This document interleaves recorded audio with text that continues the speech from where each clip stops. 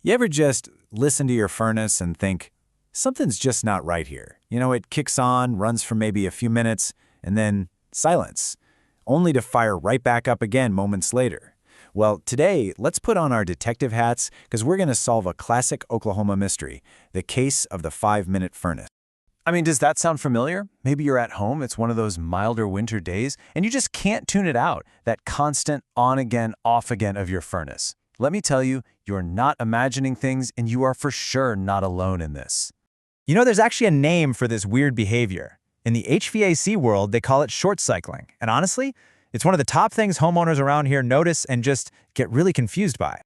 So what's the deal? Is this constant on and off a sign of some huge problem, or is it just how furnaces are supposed to work around here in Oklahoma? All right, let's dig into the clues together and figure this thing out. Okay, this right here really gets to the heart of the mystery. On one side, you've got what we all expect, right? The furnace runs for a good, long, steady time, especially when it's really cold out. But then there's the reality for so many of us, these little short bursts, like 3 to 5 minutes. That gap between expectation and reality, that's exactly what we're here to solve. All right, so to crack this case, our very first step is to really understand the main clue. So what exactly is short cycling? Okay, to put it simply, it's when your furnace runs for way less time than it was actually designed to.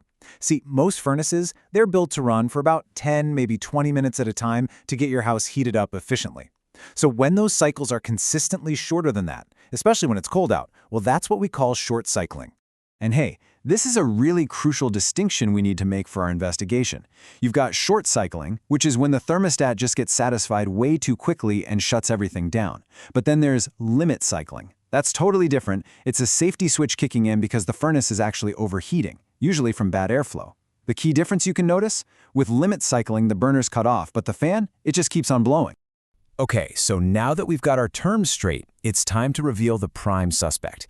And trust me, in the vast majority of these cases here in Oklahoma, it's probably not what you think. And here it is, the #1 cause of short cycling. It isn't some broken part, it's not a complicated mechanical failure, it's almost always because your furnace is just, well, way too big for your house.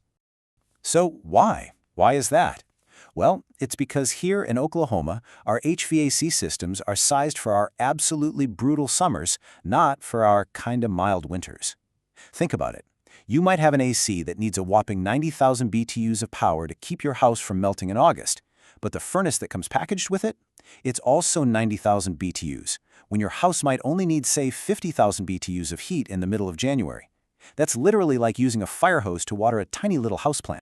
And look, this isn't some small difference. We're talking about a furnace that is 40 to 60% more powerful than your house actually needs. So what happens? It just blasts the area right around your thermostat with so much heat so fast that it shuts itself off before the rest of the rooms even have a chance to get warm. So the big takeaway here is this: bigger is absolutely not better. It's this huge myth that a more powerful furnace will heat your house better, but the reality is it does the exact opposite. It leads to terrible efficiency, a lot more wear and tear on the system, and that classic hot and cold spots feeling all over your house. Now, while oversizing is definitely the main culprit in this mystery, sometimes it has accomplices. So let's take a look at what else might be helping cause the problem. A lot of times, it's really simple stuff. A dirty air filter, a blocked vent, both of those can choke off the airflow, which causes the system to overheat and shut down. Hey, that's that limit cycling we talked about earlier. And even good things like getting new energy-efficient windows or adding insulation can actually make the problem worse. They reduce how much heat you need, which just makes your already oversized furnace seem even more gigantic. Okay, so here's your first piece of real detective work. Before you even think about calling a pro, do this one simple check. A clogged-up filter is a super common cause of airflow problems. Seriously, it's an easy, cheap fix that could solve the whole thing, or, at the very least, it helps you rule out a key suspect. All right, we've gathered the evidence, we've identified the suspects. Now it's time to deliver the verdict. How can you tell if what your furnace is doing is totally normal, a little bit of a warning sign, or a real danger? The real key here is context. The very same furnace behavior can mean completely different things depending on the situation. So let's lay out a simple framework to help you read the clues your furnace is sending you. Think of this as your diagnostic cheat sheet. So let's look at that normal column. If your furnace runs in short bursts on mild days, but then runs for much longer when it's actually freezing outside, that's just the system doing its job. Totally normal. But if you're seeing symptoms over in the monitor column, like the cycles are always short no matter the temp, or the heating is all uneven, then yeah, it's time to start paying attention. And look, if you experience anything in that red danger column, a smell of gas, weird scorching odors, the fan acting strange, or your carbon monoxide detector goes off, that is not a mystery anymore. That is a pick up the phone and call a pro right now situation, immediately. So there you have it. We've pretty much cracked the case of the 5-minute furnace. Most of the time, it's not actually broken. It's just built for a completely different climate.